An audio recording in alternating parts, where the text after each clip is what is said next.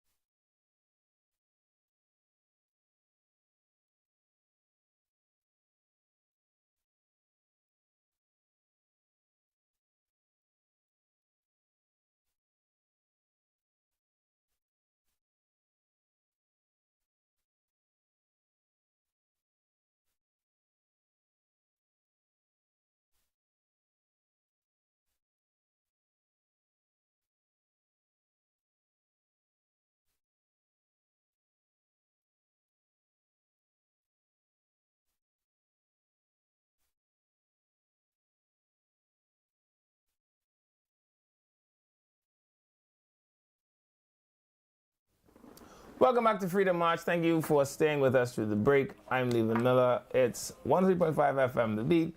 We're on ILTV Studios. That's on Facebook. And of course, you can feel free to check us out on channel 224 or channel 112. That's on cable and flow. And as always, again, there's no need to adjust your television set. It's true, I'm black. And no, I'm not Rodney Munker. I do, though, spiritual advisor, before we get into Holy Scripture, I do want to say that some of my friends are having a grill out on Saturday. And they give me things to give away. But I forget the things home. Oh. So at some point this week, I'm going to give you all some free things.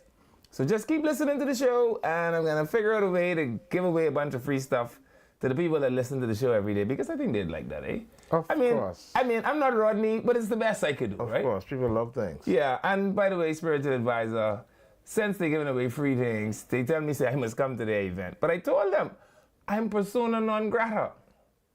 Do you know that? I am persona non grata. I can't come. But since the spiritual advisor is in persona non grata, y'all please give spiritual advisor some free things so he could come. Would you like to go Coral Harbor on Saturday, spiritual advisor? Coral Harbor, okay. Well, what's happening in Coral Harbor? They're going to have a grill out. They're going to have a grill out. And I'm going to stay at the roundabout. Is this at the Defense Force base? Yes, but I'm going to stay at the roundabout, right? Because I ain't sure how close to the base I'm allowed to come. They might have a 16 by 24 of me. You left in good standing? Or well, when I leave, I was in good standing, but we ain't sure how I stand in now. Wow. Yeah, and I understand that my issue may not necessarily be with the commander, but it might be with the... Incoming? No, but with the senior acting deputy commander of the Defense Force, right? That may be who my issue is with, and not necessarily the commander himself. But I don't know. I mean, a new commander is on the horizon.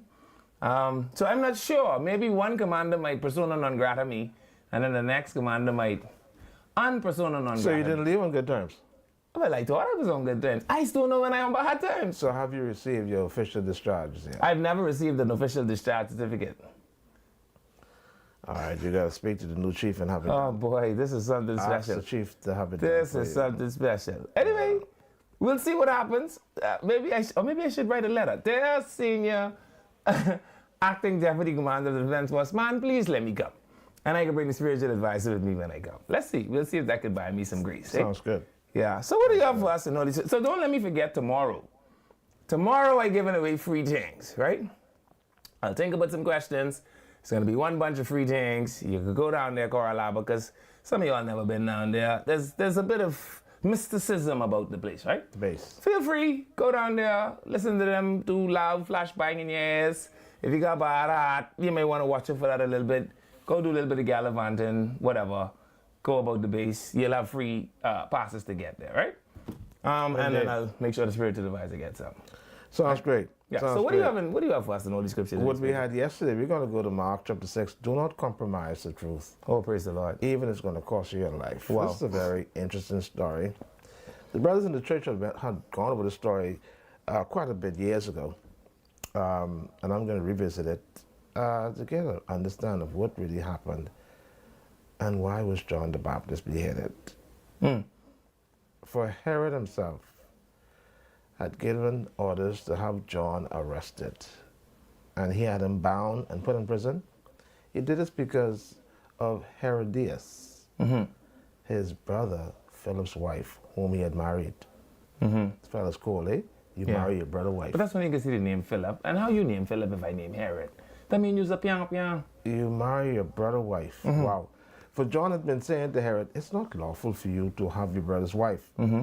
So Herodias nursed a grudge against John and wanted to kill him, but she was not able to. Because Herod fed John and protected him. That's interesting. Yeah. Knowing him to be a man of righteous God. and holy man. When Herod heard John, he was greatly puzzled, yet he liked to listen to him. Finally, the opportune time came.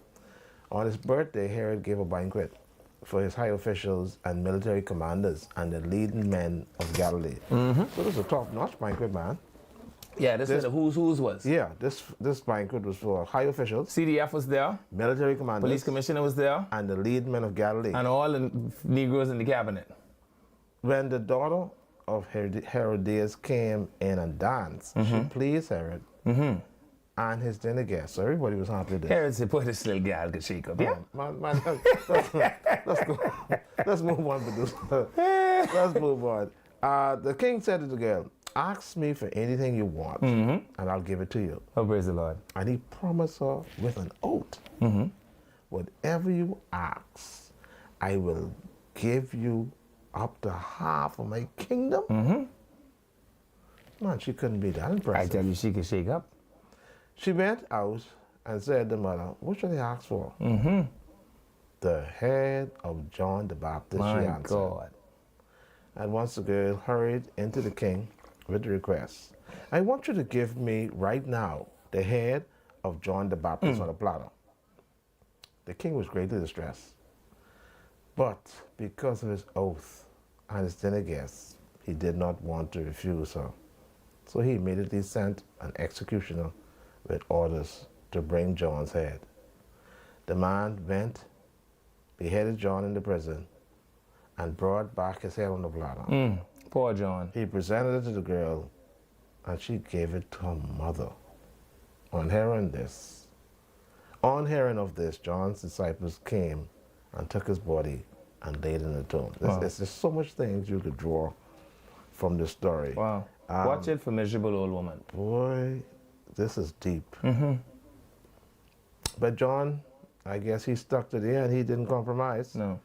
And the king had to keep his oath. He was king. Yes. I wonder if he had gone back on his word. What He was known to be a righteous king. He was known to be a king that was righteous. He was a king that says what he means and means what he says. So he was like Hubert Ingram. You know, if Ingram say it, he don't care how bad it is, he gonna get it done. But what's interesting about this king, even though John told him the truth, he loved John. yeah, he still liked him. He loved John. And you know He why? recognized Because he man to realized. man. But he also realized that John wasn't one of these fellas who was just preaching hot air. He preached conviction to John. Wow. Or John, rather, preached conviction to the king. And the king understood that this is a righteous man, you know. John said, oh, king, you can't hungry your brother wife. The king said, well, mother said, how John know this? And so the woman tell the king, boy, now you supposed to be the king. This boy getting crazy, we's gonna have to cut his head off. But Philip's wife, Herodias, she must have been a thingsy woman. Because she was an old, miserable bat. But she wanted to be with the king. Think about this. She wanted to be with him. Where Philip gone? The Bible even in there. What they do with Philip?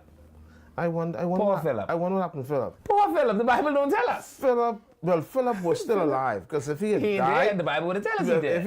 If Philip had died, it would not have been nothing left anything for John to wrong. preach. No, but it would not be anything wrong with Herod That's taking my that point. woman. So Philip was very So alive. Philip was alive, But something going down. Herod tell Philip, man, Philip, you go that way. And that was it. Correct. Yeah, but what I find to be interesting, and this is something, it's amazing, hey. Now listen, I don't mean this in any disparaging way, but listen, when you see a woman have a grudge or a plan, the CIA, the FBI, the DEA, and whatever kind And of all idiot other kind of they got, yeah. ain't get nothing on them. You see what she did? Yeah. And here's the thing, the young girl don't even have no value for the Wow. head of John the Baptist. She can't even understand why and see, this is why you gotta don't listen to them old colicky woman who old and dyspeptic and they miserable and they are, listen to me and stop listening to your old Grammy too. I want to tell you all this. If your old Grammy born in 1924, slavery only was abolished 1 year early, 100 years earlier. Your Grammy is 1/3 a slave. Don't let this 1/3 slave tell you how to live a miserable life, man. All right? Find peace. Imagine the king promised you half his kingdom, and you ask for something as frivolous. She wanted the man's life. She wanted John. John was reigning on her parade. Not. She was going to protect whatever Not that was. Herodias. What the daughter the name? Herodias? Because you know this name after each other. The mummy was Herodias. The daughter's name was Hera something, right? What she can do with John the Baptist's head? Nothing. She let this old miserable coon tell her, ask for John's head. For what, mummy? John was an obstacle for her, and more than likely, this king was very wealthy. And listen, at all costs, she was going to attack whatever. But not for the daughter. The daughter, the hair of John the Baptist have zero value to the daughter. Well, the daughter was just following the mother. Her allegiance is to her mommy, an old, miserable, dry-haired woman. As always, most daughters are very, very loyal to their mom. Yeah, all I saying is, John was a righteous man. The king was a righteous man. You know the king was righteous because when John preached conviction, the king said, boy, I ain't like this message, but... He might be right, I don't know. Right. But and I still like him. It He's was a cool this fella. woman who said, nah, I don't know what kind of king you're supposed to be. You let this man... Remember that John used to go in the wilderness and preach, you know. People would come and join John in the wilderness. People say, you see this stupid John here? He in the wilderness up and down talking about prepare the way of the Lord. What Lord? You ever see any Lord? This boy going crazy. And you got him out here talking all our business. She was protecting her interests. Right, because she didn't want to have to go back to weightless Philip. Philip was a loser. But I don't know. I wonder how this king... What else the Bible tell us with Philip? How he got this man, how he got his brother's wife. Because Philip was a loser. What else did the Bible tell us about Philip? I don't know, something wrong. The Bible, the only thing we know about Philip is he brought a taking gal. Nothing else. You know, I conclude that this woman must have been a gold digger. Yeah. Philip just didn't have what his brother had. He ain't no king. Step one, Philip ain't no king. I think she's a gold digger. Secondly, I believe, I put it to you, that Philip ma realized Philip wasn't going to be nothing. Because Philip mommy named one of her sons Herod. I named the next one Philip. That don't even sound right. But guess what? This woman's so serious. Mm-hmm. She didn't even want her daughter to benefit from her husband's kingdom because he's willing to give up half of the kingdom. She said, no.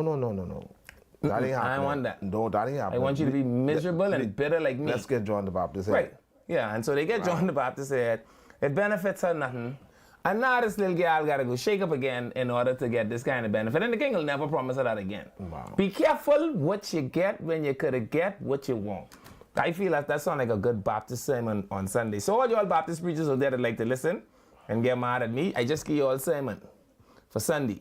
You could preach that in the chord of F flat. Herodias. Don't name your daughter Herodias. Yeah. Because like she would say, she ain't no gold digger and she ain't fooling with no broke nigga. Yeah. Don't shake up for saltiness. Yeah, you can put that in the sermon too. If you can don't shake up for saltiness. That's a sermon for Sunday. But the scripture that came to my mind, spiritual advisor, was the one in the book of Timothy, right? Mm-hmm. I think this was a letter from Paul. One thing I like about Paul, right? Paul write letters in the book and then name it Timothy. That's perfect. I love that, right? Encouraging the fellow. He was a young evangelist. Yeah, but we couldn't just name this the book of Paul. If the book full of letters to Timothy from Paul, why we name it Timothy? Huh? We shouldn't. No. What he's doing, Timothy was an evangelist, and so Timothy was going on to certain areas preaching, and Paul would just write give him letters of instruction. Yes, to tell him how he ought to conduct himself. I agree. And his ministry. Yeah. Now, my only question is, that don't sound like the book of Paul to you, and not the book of Timothy? Well, Paul's letter to Timothy. That's describing it correctly. Okay. Paul is writing Timothy. Okay, so he says to Timothy in 2 Timothy 3, 1-5, he said, this know also that in the last days perilous times shall come. For men shall be lovers of their own selves, covetous, boisterous, proud, blasphemers, disobedient to parents, unthankful and unholy. They sound like they mean a Bahamian woman there. Without natural affection, truce breakers, false accusers, incontent, fierce, despisers, what is this word? Despisers? Is that a word? That's King James Version, eh? Yeah, I like King James. That's why I get there, and I be for clarity. Despisers of those that are good. Despisers of those that are good. Despisers. Despisers, yeah. Could be. This is how you know the show live. Despisers of those that are good. Traitors, heady, high-minded, lovers of pleasures more than lovers of God, having a form of godliness, but denying the power thereof. From such, turn away. Yeah, and when I heard that woman yesterday, what's she name? Miss Woman who don't want us to talk about the Bible. Yeah. And you say that you don't have no problem with it, but I put it to you that you have a form of godliness. But denying the but you're denying the power thereof. And so that we have to turn away from, spiritual advisor. Indeed. Yeah. Absolutely. So that's the scripture for the day. Turn from that and turn to God. Miss, who don't want us to read the scripture? read a little more of the Bible. Don't be like, what the girl named Herodias? Don't be like Herodias. Don't shake up for saltiness. That's the sermon for Sunday. Indeed. All right, so here's what's happening in and around town today, spiritual advisor. I see that the Minister of National Security is on the defense, saying that there's nothing wrong with the departure of Commodore King, which I agree. Saying that Dr. King has done nothing wrong, okay, which I agree. Okay. If you were to ask, I think he has many career highlights as the commander of the Defense Force. Yeah. Some people believe that he may have undermanaged the ambitions of some. But I mean, that is depending on whose measuring stick you ask. The people whose ambitions he undermanaged, I don't think they feel undermanaged at all. There are some people that others do not believe should have had opportunities that they got. But again, it is the commander's intent. So no one can tell the commander what to intend. And so it is up to his own volition as to whether or what he deems necessary in order to get what the thought in his head is out. If you ask my own thought about it, I think that certainly he's put the force in a better position for transition, and that some of these people could go home. He's made sure that he's promoted enough people, junior enough, to have enough rank and seniority to be able to affect and influence policy, who would still have enough time left in service to have some continuity so that the people that come behind them are able to benefit from what it is we continue for the last 10 years to cry the Defense Force continues to lose, which is institutional knowledge. And if a man has 22 years or 23 years or 21 years, and you tell me he has no institutional knowledge, then the men that preceded him failed him anyhow. And I say this all the time. Go and check around the whole of Coral Harbor base. There once lived a man aboard that ship by the name of Derek Richardson. And everywhere you go around that ship, you could see the disciples of Richie. And he's been out of service 10 years. But all of the people that have come in his wake, you know exactly the men that have encountered him. The same is to be said for the Clifford Scavellas. The same is to be said for, I don't know, who else around there carries that kind of weight. But there are some men that are the inculcators of men. And those men have left in their wake men that will carry on the institutional knowledge that we claim the organization leads. So when we get back, we'll play the clip. I want you to hear what the minister had to say. We'll chop that up a bit. And we'll discuss Natasha Miller, because I want to talk about how this history-making position, I don't know, I think it's being overshadowed. We'll talk about that and more on the next side of the break. Don't go anywhere, Lever Miller is here. We're on 103.5 FM The Beat. ILTV Studios will be right back.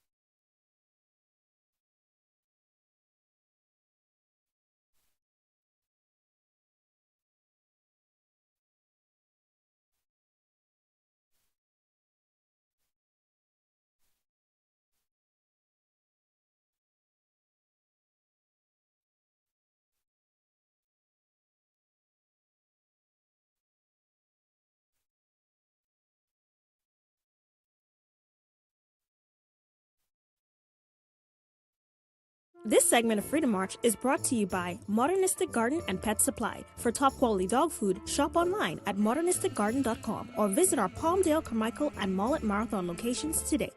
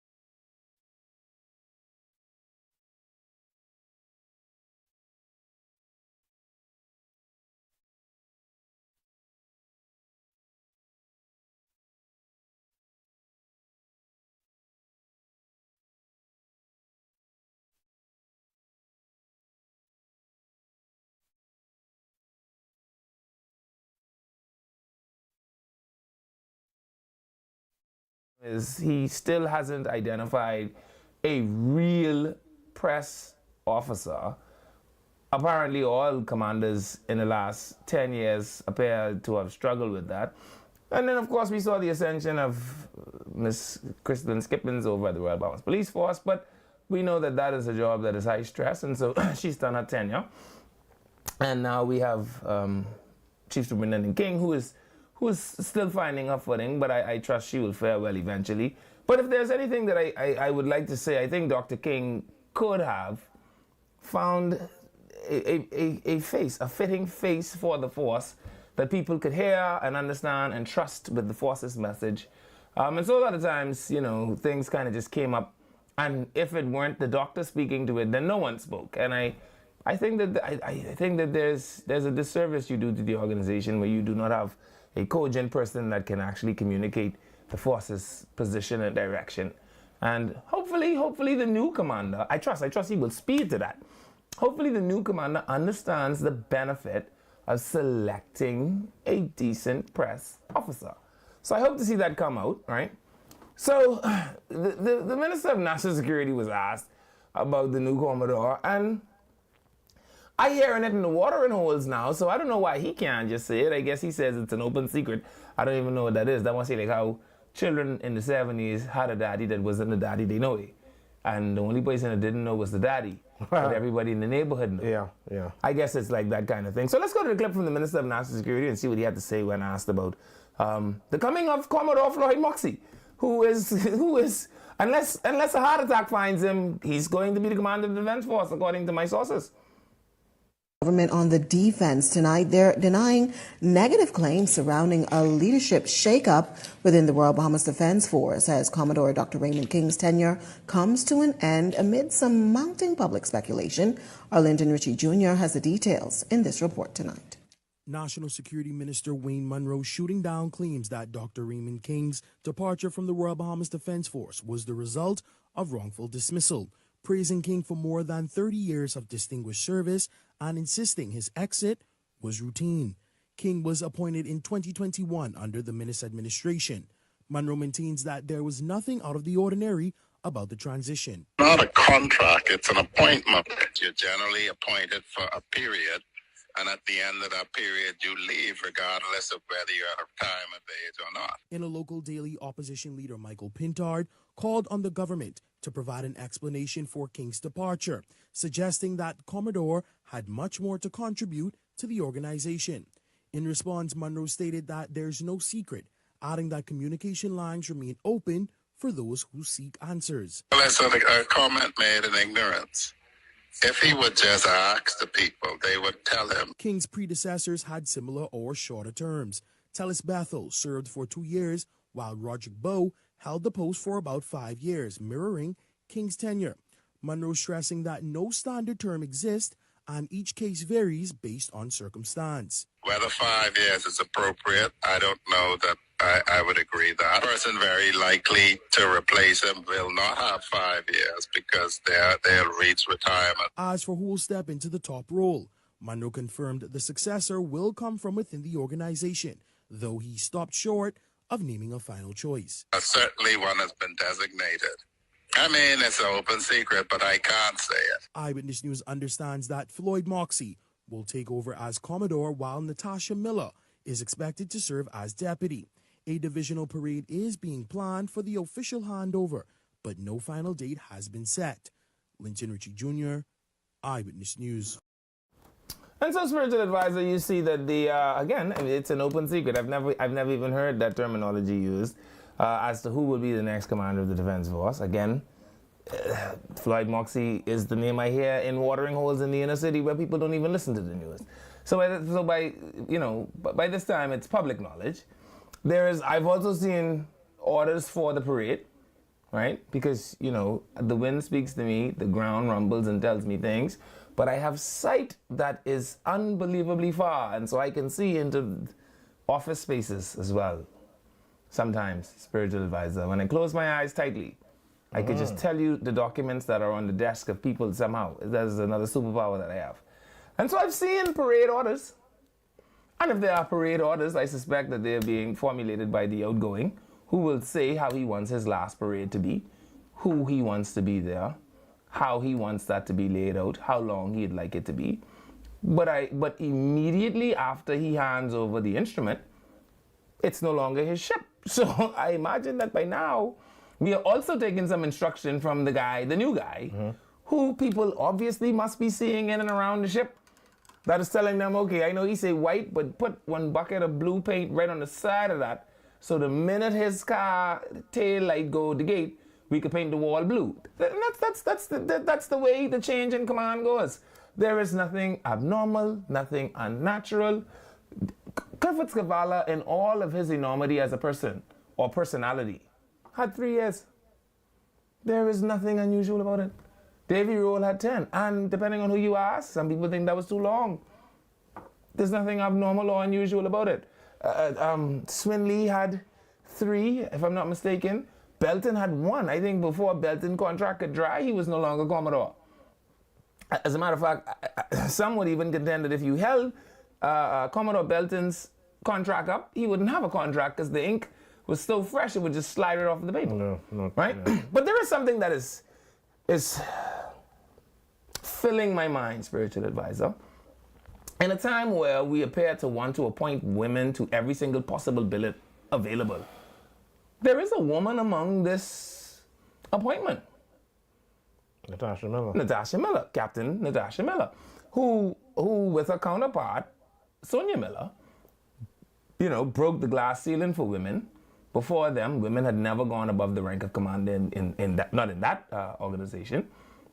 And now she is not only breaking the ceiling, she's about to go and stand on the roof of accomplishment by women in that organization. I mean, and I can't hear nothing. Ain't nobody telling me how her inclusion is going to do this thing or what her involvement is anticipated to unfold or what are the expectations. Either that or she must just be waiting to receive direction from the commander, from Mr. Moxey, who will be the new commander of the Defense Force. What do you think? Why do you think that is unusual? I don't know. That's a very good question. No, you've heard nothing about her. A matter of fact, we talking about the fella that demit in office more than we talking about this history-making appointment. Do you know Natasha Miller? I know of Natasha Miller. Oh, so you don't know her. Okay. So in the military, I was an enlisted person. Natasha Miller was always an officer from I joined the military. Unlike some people that I met as enlisteds and then they went off and did the transition to become officers. When I joined the organization, she was a lieutenant, right? And she has progressed throughout her career, I think, as the accounts officer for a good long stint. And then I think she had some sea billets. And then I think she did some time outside of the service. And now she's back in the service. And by out of the service, I mean on either secondment or transfer. And now she's back inside the service. And she's made it all the way up to captain. Remember now, I have 22 years. So it took her 22 years to get from lieutenant to captain, which is reasonable. Right? It's a long time. Well, it's lieutenant, senior lieutenant, lieutenant commander, commander, senior commander, captain. So 22 years, 6 ranks, about 6 years in each rank. Okay. Yeah, that's reasonable. Okay. I think she has somewhere around 30 years. I think she's 1985 or maybe 97, somewhere around there. I don't know. I think she's senior, the Twin Tower with them. But, so she has about 30 years. But this is a phenomenal accomplishment for women in the organization. Little girls everywhere now at home can say in Colonel Crooked Island that one day I can possibly be of course. the commander of the defense force. And Floyd Moxie isn't very, very young, so she might actually even get to act and become the first acting female commander of the defense force. Should, I mean, God forbid, something happen to the commander. She is literally the next person in line. Right, okay. And so I don't know if we've given that enough credence. I don't know if we've talked about that enough. I don't know if is it because she's a woman, and I don't know. I mean, why isn't it generating the kind of fanfare that I imagine an appointment of the first female would have? It will be significant among her peers. It's obviously not. They're not talking about it. Yeah, man, they probably talking about it. I'm thinking for sure. But it's a major milestone, though. Would she be the first woman, right? Yeah. First of all, Deputy Commander of the Defense Force is only a new position. It only came about 10. When was Clifford Scavala made the Commodore? So I think with the appointment of Clifford Scavala, so that would have been 2006. I can't remember. Okay, so 2000 is rhetorical. I'm asking myself. 2006, Clifford Scavala became Commodore because he was 6 to 9, right? Mm-hmm. So the office of Deputy Commander of the Defense Force only existed somewhere in that window right there. Okay. So there have been Sam Evans. Who else has been the Deputy Commander of the Defense Force? Tellis Bethel. And then Shondell Pender. So she's like number 4. Or, well, then Tellis Bethel, Raymond King, and now her. No, Tellis Bethel, Raymond King, Shondell Pender, and now her. So she's like number 5. Okay. And I don't understand how the 5th Deputy Commander of the Defense Force and first female Deputy Commander of the Defense Force just isn't making more buzz in the news realm and social media realms, is all I'm saying. Like, I figured by now they'd give her own talk show and all, just because of her appointment. Anyway, so I'll tell you what else is happening. I see that the insurance companies are back at it again. I'm told it's alleged, and you remember we could allege anything. But I see that insurance companies are purporting to raise, what do you call the thing, premiums? Yeah. On retired people. I don't understand that. Like, is there not a way for us to cap that? Can we not cap that? Premiums on retired people? Yeah, on retired service people. Oh, wow. Apparently, there are people that have opted to keep their insurance, right? So let me tell you why no one won't retire. This is life insurance or? Medical. Medical. Because medical insurance in the Bahamas is the difference between middle class and lower class. The difference between middle class Bahamian and lower class Bahamian is where you go in the car accident. If a car accident happens today, and your only hope is to go to Princess Margaret Hospital, you are a lower class Bahamian. If you have the option of going to one of these other fancy places, you are a middle class Bahamian. That's the only difference. Okay? But raising premiums on retired people. You understand why they would do that, right? I get it. So they have pre-existing. There's high risk people. But they weren't always high. They weren't always high risk, and you spend your whole life collecting money for them when they were young and fit and healthy. Yeah, we understand it. But insurance is not in the business to lose. So. Agreed. But they were also some of the youngest, fittest, healthy people in your portfolio at one point. Yes. And so there was a time that having them covered made you money. Yeah. So and the folks who were younger and not sick, they were paying for the ones who were sick. Correct. And now that they're old and sickly, so the ones who are healthy should be paying for and them. some of them despondent, yeah. you should not raise their premium because they've already paid their way. You following me? Maybe they have done an economic feasibility study that shows that older folks tend to claim more on medical naturally insurance because they get sicker. But if you consider the fact that I was a Marine seaman at the age of 18, and never claim on my insurance. Well, I lied there. Well, no, I didn't claim on my insurance because I had an industrial accident. And never claim on my insurance for 10 years. What did they do with that money? You follow me? So, I understand. There is no justifiable way other than they want to be avaricious to explain the need to do this. And I also want the PLP. They probably can. They normally do. Remember, I can they tell had you why. catastrophic events with flooding and all that kind of stuff, and they What does that decided. have to do with people's medical insurance? Well, I'm just saying, the insurance companies have decided now that they want to have to raise premiums on homes that were close to the water, because of what could happen if a hurricane hit, and they would have had a lot insurance claims and cost them to lose a lot of money. So the insurance company always try to find a way to buffer their The only thing in Nassau where they ain't close to the water is New Bethlehem Baptist Church. But- That's the only but thing. Everything else in they Nassau had close to to do the it. water. They had to do it. I don't know. I don't know how I feel about it. And I think the government ought to step in here and create some sort of a capitated model. Or government, just take all of your retired people, that money you paid to the insurance company, and put it in NHI. And then you'll have that money there for them in a self-insurer type I'm model. sure the insurance company could I justify. guarantee you that. They No, can justify. I promise you, if you move the money out of their portfolio, they would be prepared to bend. Okay. Very simple. And while I'm talking about insurance, right? You know, May is almost coming. You know, May is a very special month to me. Do you know why? Election. I don't care about no election. Okay. No, May is the month of the flamingo. Oh, the sinking. Yes, and so I don't know. I mean, for whatever- that was made what 10? May 10th. Yeah. It was a Mother's Day, a quiet Sunday when MiG fighter jets descended. That's how the story begins, right? And I also think the government should go and give those boys medical insurance for the rest of their life. They 70, and you'll just see what Phil Neely House buying on, and he had a stitch of insurance. You think he got medical insurance? Wow. He probably doesn't. But they shouldn't have to worry about that kind of stuff if they almost die trying to protect your sovereignty, Bradley Roll. You should have no problem paying $1,000 a month for him for his service to your country. He's an old man now. That's kind of what you just get when you're old. People just take care of you, right? It should be, yeah. So it's only about 13 of them left, I think, or 9 of them, something like that left. You know, and you know how How you many give survived that attack? I mean, how they survived. No, how many survived? Now you ask me for intimate details. I think the crew was a crew of 17, if I'm not mistaken. Okay. And I think 17 or 13 18. survive. Okay. Right? And I think there should They be lost 9. 4, right? Right. There should be 9 living ones now because the commander is dead. Hamish Roll is dead. Okay. Leo Kirby is dead. Who else is dead among that crew? Oh boy. I know this information, I'm telling you. The point I'm making though is it's only a fistful of them left. Right? And since we weren't able to do it correctly for those that have gone before, at least this nation can say that before every single man of them were dead, we as a nation honored these gentlemen, right? Because, you know, they didn't even give them the money back for the stuff they lose on the boat. I think Captain Neely's tell me something, but they get $28 or something like that. We ensured that they had full medical coverage for the rest of their lives, from today's date to whenever they died. Why not? We didn't give them national honors.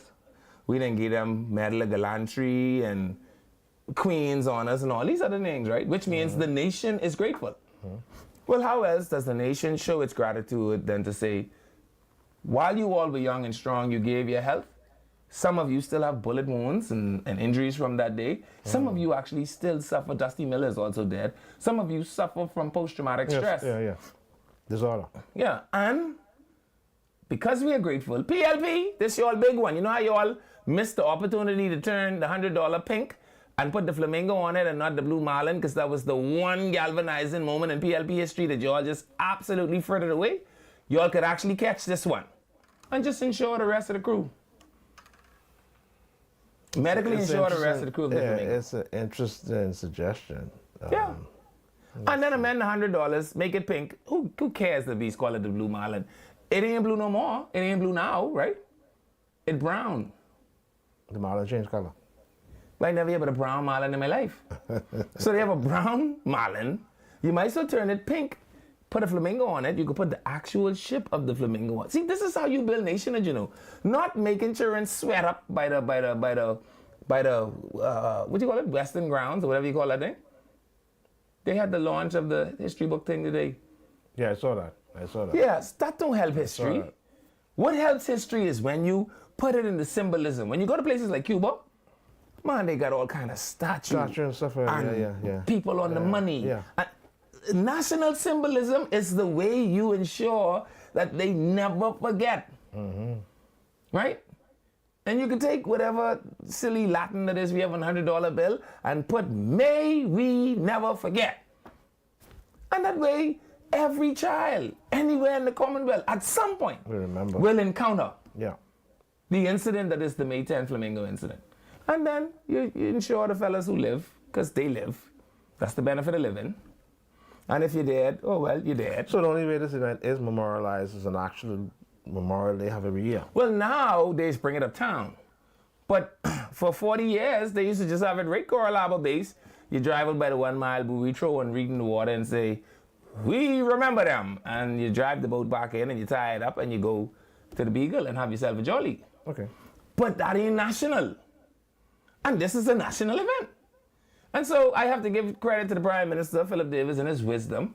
You know, he now makes a proclamation every year in the newspaper, and they come downtown, and the Commodore gives a speech, and the chaplain of the force gives a message of hope, and brighter days will come, and these men have served, and remember the landmark, that sort of stuff. And so at least now they could invite the school children out. But national symbolism, spiritual advisor, that is how we're going to get it done. You put it on the money, right? Take all the silver money, since we don't have the 1 cent no more. We got the quarter, the 10 cents, the 5 cents, and 15 cents, right? And just put the face of the boys on the money. Why not? What we have on the money now?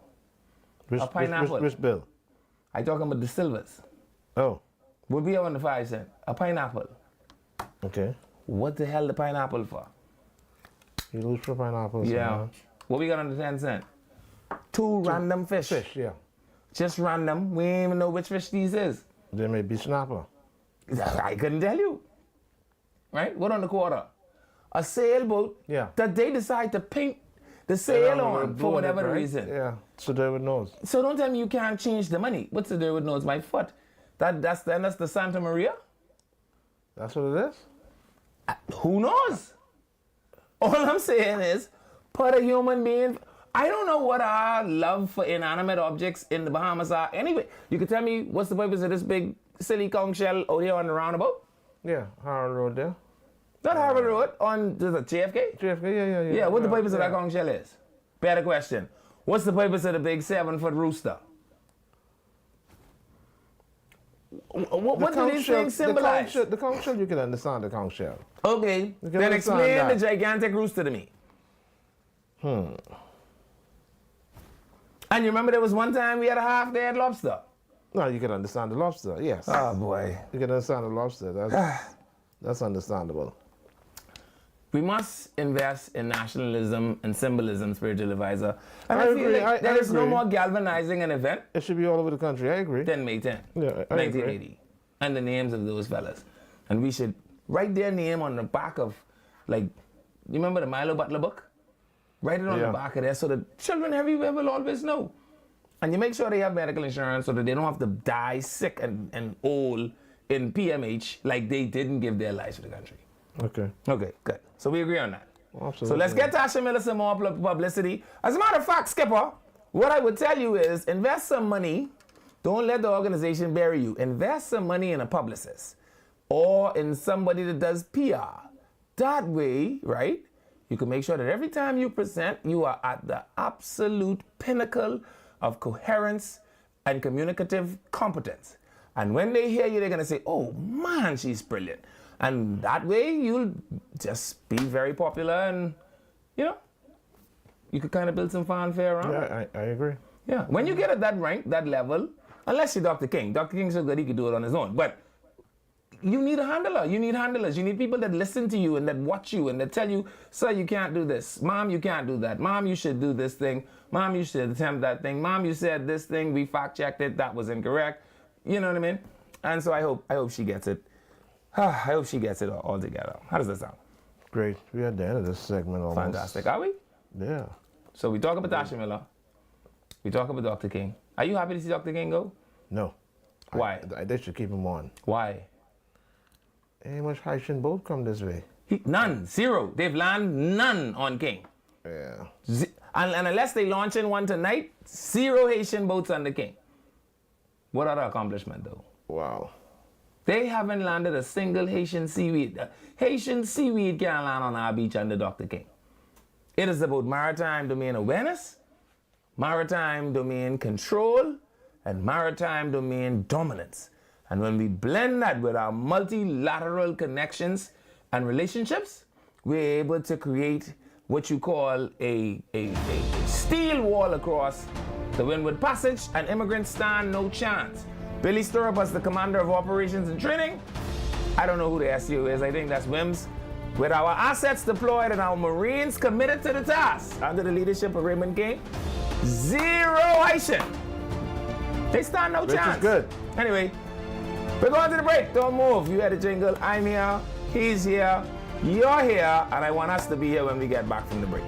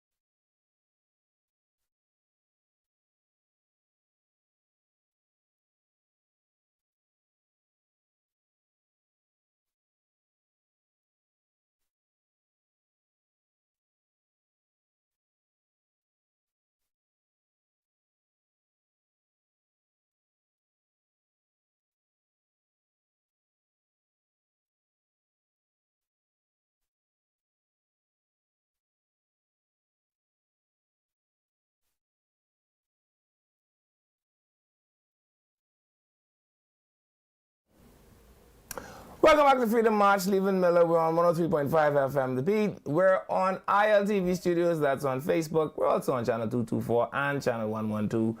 That's on cable and on Flow. And of course, like I say every day, I want you to call your friends and tell your friends to stop doing whatever they doing, because that can be important.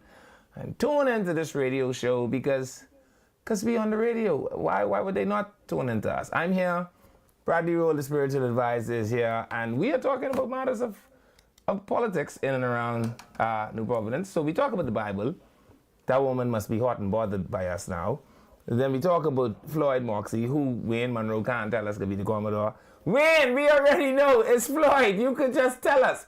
You know what that's remind me of spiritual advisor. You know all them houses in the inner city that got the one light skinned auntie that nobody could figure out. Okay. You don't have no clue what they're talking about. Go ahead. You know how Go ahead. if you have a Grammy who born in the 30s, right? And you live in an inner city community, right? Where the richer, lighter hue Bahamians was opening up shop which just sell flour and wheat. Miss Jenny them. And little aha. We had one. Okay. She's light skinned though. That's my point. And you notice how all the titter and mama them, right? Somehow got one light-skinned baby in this house. And mind you, she had a daughter named Chivy. She was Just white. what I'm trying almost. to tell you. And none of us could figure out how come. And I like how mama them did that happen? because mama them like to say, well, you know, my granddaddy was an Englishman, right?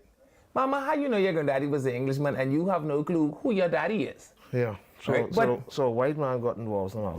Allegedly. Allegedly, I understand if you like sugar, you might have a white auntie Wow. that you can't explain in your house in the Grove. Yeah, so that's kind of how I feel about Wayne Monroe's secret. Like, Wayne, we know it's Floyd. You could just tell us. Just say it could be Floyd. We could be okay with that. So this is a political appointment then? All appointments are political. Who is appointed that ain't So political? Raymond King was F&M or PLP? Raymond King, I imagine Raymond King was Mr. King's son. I don't know if he was F&M or PLP. He was appointed under the F&M. So this guy that's being appointed now, is he F&M or PLP? I hear they say he's the biggest F&M in the world. So why is the PLP appointing him? Because maybe the PLP don't like to practice cronyism, and maybe the only person in the PLP who thought that cronyism was cool was Petty or the Naughty Lutra. How old is he? How old is this new Commodore? Well, the minister has 50s? said, yes, the minister has said that by the time as he gets to 5 years, he would have already passed the retirement age. How much years he served in the Defense Force? I think like 37. Jesus. But that's not bad. And they will send him back there? Well, remember now, Reg Ferguson took the chair as commissioner of police. No, they're talking about. 8 days? Okay. Okay, Reg Ferguson took the chair as commissioner of police with about 42 or 43 He years. done served 37 years and they will send him back to the Defense Force. Yeah. So were they trying to wake up a pension for me? No. You don't get the pension unless you do 8 years as Commodore, I'm advised. Oh. Yeah, so you got to do 8 years to get the pension, I'm told. Or is he Send me a secret he's coded just trying message. he's just trying to polish up they just want to polish up his career then. Or maybe they looked around and they say, how much captains we got up here? 9. Wow, 9. Boy, King got to go home because his contract expired. Okay, well, we got to send King home. We ain't going to give him no extension because the people can say we biased. We ain't give Sko no extension. We ain't give Bo no extension. We ain't give Bettle no extension. How we could justify giving King an extension? He already had a contract longer than Bo and Tellerson. What are we going to do? Well, we got to pick a captain. Who should we pick? Henry Jackson? I imagine they say, okay, maybe not Henry, right? And then they say, well, who else up here? They say, well, Glenn McPhee here. They say, no, he's doing such a good job as captain of Coral Harbor. We ain't gonna move him. Let him continue to be the captain of the ship. No problem. Who else is here? You got Shondell, not Shondell. Yeah, Shondell Pinder. Well, the baby and the bad water go together. That's King Deputy. We can send him behind the king. Okay, great. Who else is here? Sean Adley. Oh, well, you know, he's a lawyer. Lawyers just like to be busy. He may be busy. We don't want to make him unbusy. Who else we got? Floyd Moxie. He said, boy, you know something? Anybody else? Tasha Miller. They said, hold on. Anybody else? Can't put the woman there. Sonia Miller. They said, You Jesus. couldn't make the woman the Commodore? I like telling you what I think happened. They say, that's 2 women. We can't put the 2 of them together. They say, anybody else? They say, Carl and Bell. They say, I know.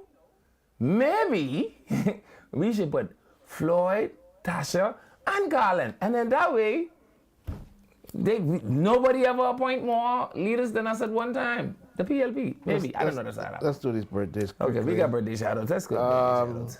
Kim Clark Gibson. Let's see. Happy birthday to Kimberly Clark Gibson.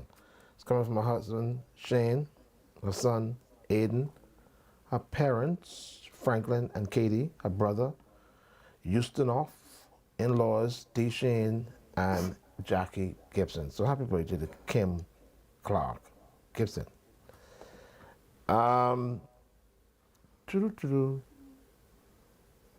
Molly. Is this Molly? Happy birthday from your ILTV Studios family. Happy birthday to you. All the best. We hope you live to enjoy many, many more. Happy birthday, Molly. And then we got a special shout out to, let's see. It's a 1-year work anniversary. I sent you. This fancy picture? Wow. Special shout out to the guy with the fancy, special shout out. You're doing something to do with your job. Yeah, I think something to do with his job. Some kind of 1-year work anniversary. I just want to say guidance and protection on the road you trot. Just seeing the sign symbol. I just want to say that to him. It says happy work anniversary. Okay. Bahama. There you have it. There's Shamal wishing you a happy 1-year anniversary. Congratulations on achieving this milestone. 1 year. There you have it. Thank you for your continued dedication, all that you do. 1 year? Spiritual advisor. From your Bahama family? Spiritual advisor. 1 year? Spiritual advisor. You just say Floyd had too much years. Wishing you a happy 1-year anniversary. Okay, Shamal, all the best to you. You just say Floyd had too much years. Now you say Shamal ain't got enough years. You only have 1 year. You need 36 more, Shamal. Yeah, you got to make up your mind which side of the road you're going to be on.